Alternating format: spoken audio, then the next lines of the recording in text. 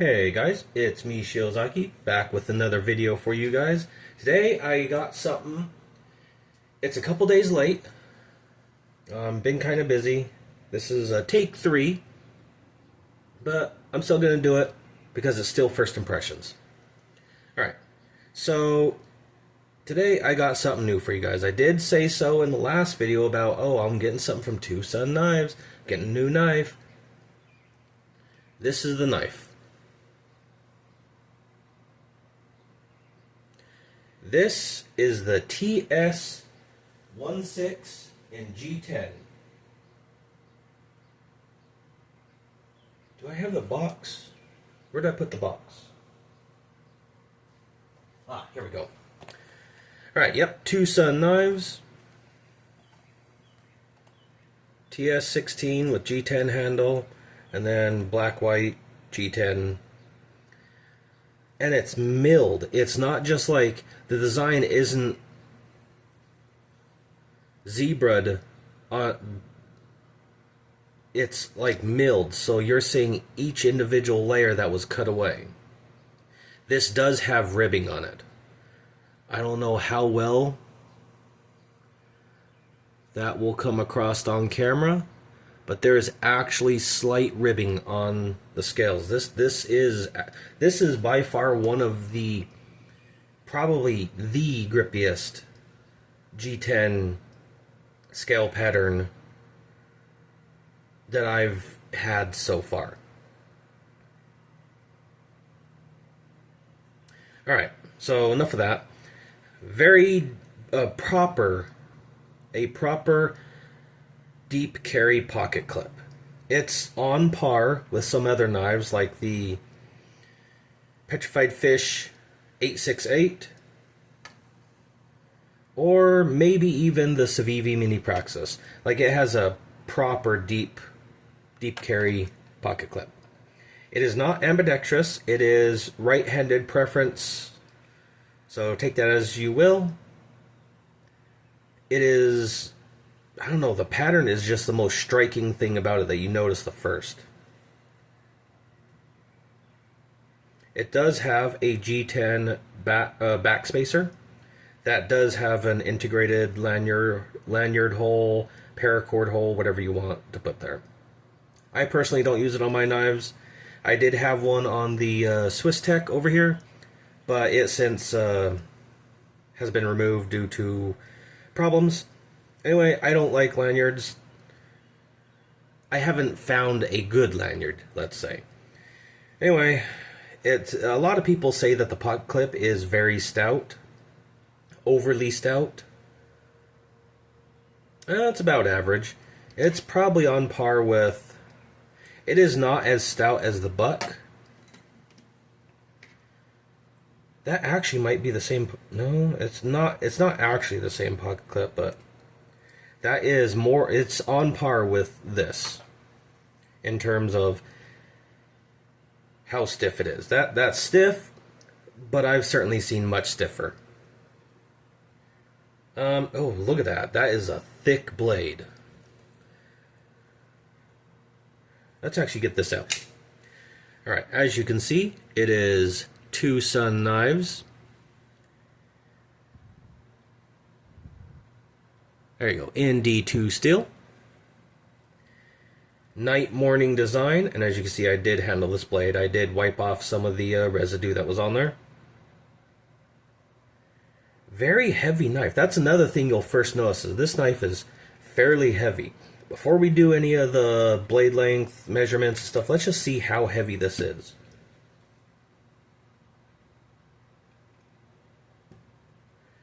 .2 ounces. That's surprising. That's on par.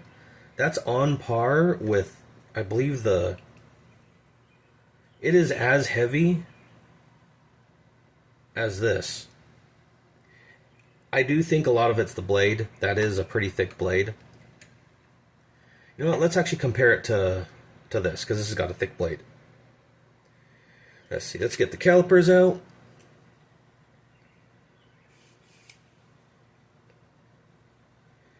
This blade on this one 3.4 compared to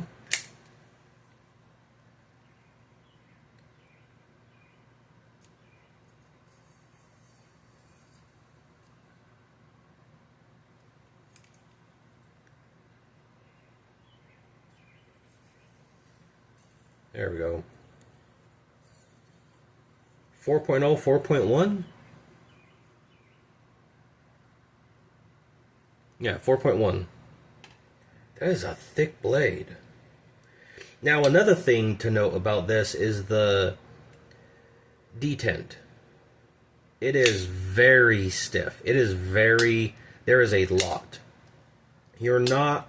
This is not a knife that is just gonna misfire. Unless you give it a good smack or you yank it with purpose in the wrong way. This, you have to put some force behind that. Now, after handling this for a while, you'll probably go back to your other knives and just they'll seem so different. Alright, but back to this knife. It does have a D2 blade. It does have milling on the side, as you can see.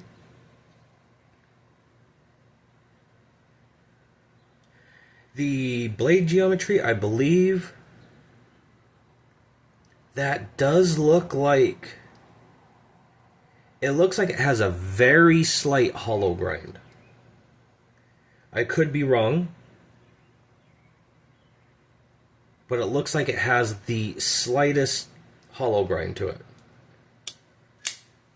It's like not quite enough to be a hollow grind, but more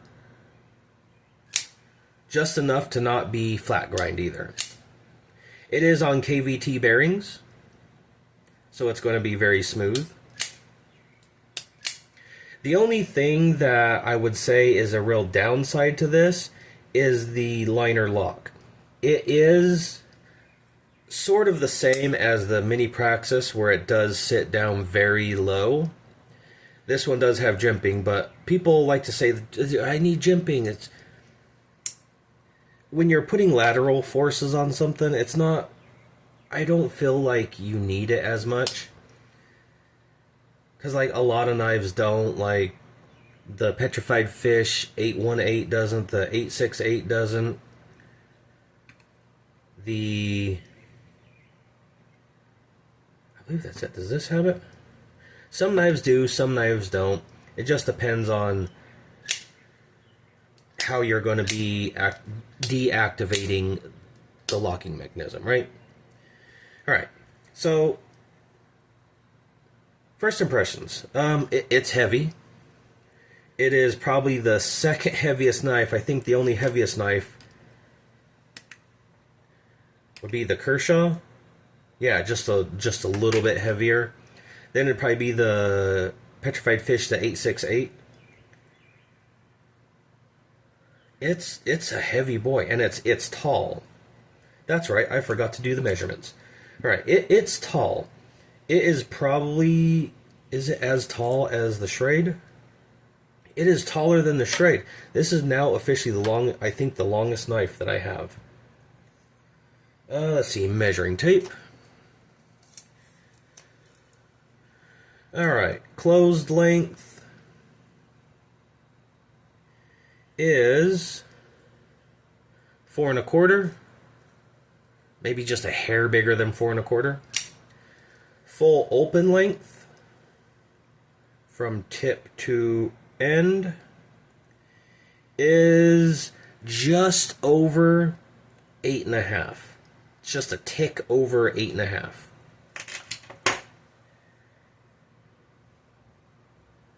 Blade length itself is, let's get that right on the edge. 3 3/4.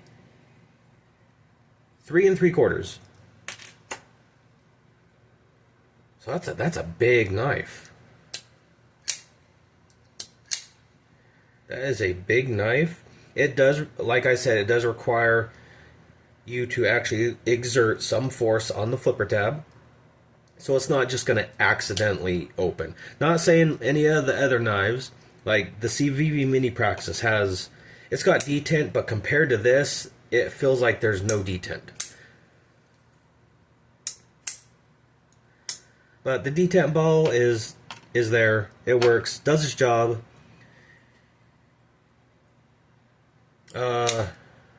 Blade shape, kind of like a Warncliffe reverse Tonto mix modified type blade. Actually, you know, this, I just realized this reminds me a little bit of the shape of, what is it? I think it's the Benchmade 940. 940? Yeah, 940. It kind of has that look. Now, it's obviously not a Benchmade. I don't own a Benchmade, so I can't say that for sure.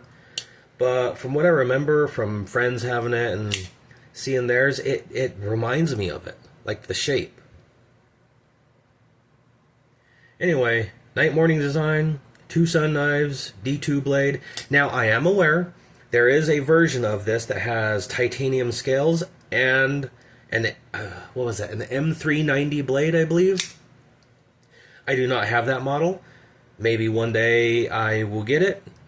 Who knows? All these knives that I get have never been given to me.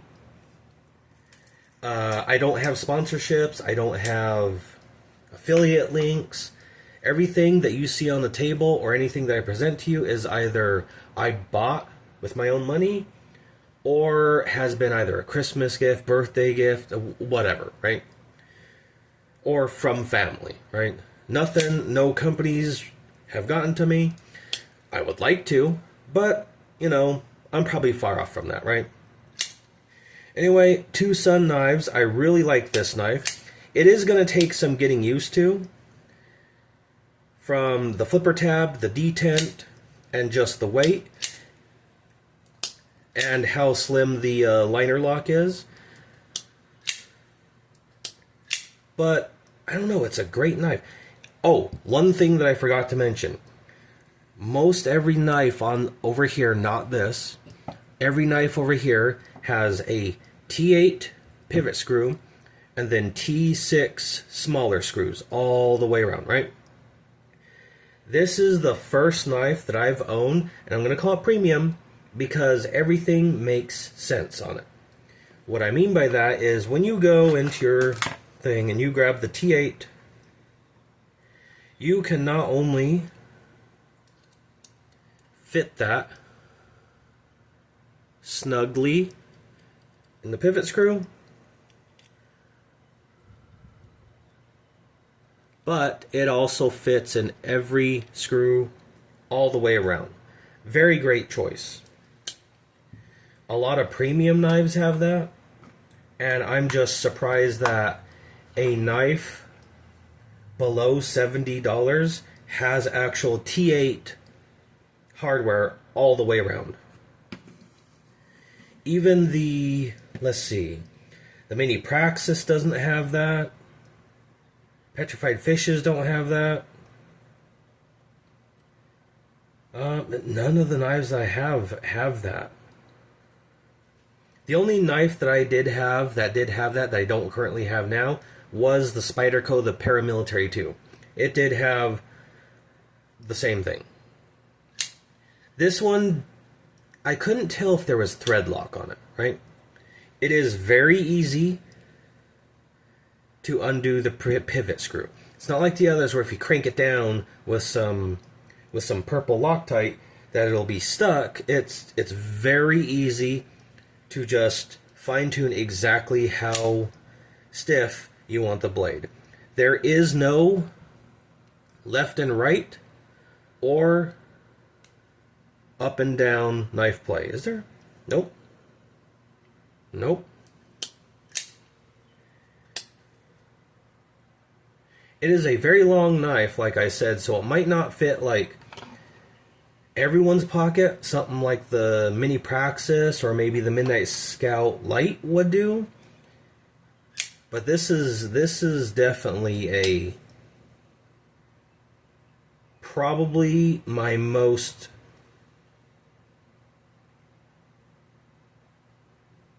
This is like outside of what I normally get, where my knives are just kind of mute colors with the exception of the Schrade, and kind of modest, right? This is the only one that's really like a that you would show somebody, right? Um, yeah, that's just kind of the first look at TwoSun knives. My first TwoSun knives, I've heard a lot about them for quite a while. Yeah, they're made in China. But you know, I've heard other people that actually make knives, like NAFs or Ben or Taylor Martin, right? Some of the other channels that I watch. I hear them reference. I don't know who said it, so I can't give credit, but it's my bad. Um, Something like good knives are getting cheap and cheap knives are getting good. Which it's about time. I'm tired of like quality of knives where your cheap knife was Ozark Trail, which nothing against Ozark Trail. Ozark Trail got some good knives. This is actually an Ozark Trail, one of the longest knives that I've had. The lock is all the way to the side, but it still unlocks smoothly, it still opens smoothly, it's still sharp, it still functions. It does have a little left and right play, but so far it still functions as a knife. Like, I'm glad that, like, the Chinese made Kershaws, the Gerbers, the Ozark Trails aren't the only option for cheap, affordable knives. Like, you got the CVV Mini Praxis, you have the Swiss Tech Werdig, you have Petrified Fish knives, you have Schrade, you have 704 gear with some of the most affordable knives, right? $20 for theirs. It's no longer just, here is cheap knives, and then here's extremely overpriced American-made knives, right? Yeah, I know I'm going off a little rant and stuff. Yeah. The new addition to the knife maintenance is I got some hops number 9. Yeah, it's gun oil, but I've read from other people and stuff that it is great for lubricating pivot joints, watches, mechanical parts, all sorts of things. It's just great, it's long lasting, and they recommended I use it over 3-in-1. Because 3-in-1, I don't know, a lot of people I talk to have a problem with 3-in-1. They don't say it's bad, it's just there could be better, and they recommended me hops number 9. To me, I don't know, the fluid looks similar, but I don't know. Anyway, that's first impressions of the TwoSun's TS16 in G10 black-white scales. Alright, hope you guys enjoyed. Let me know what you think of the knife. Let me know what TwoSun knives you carry. And I will see you guys in the next one. Have an excellent night.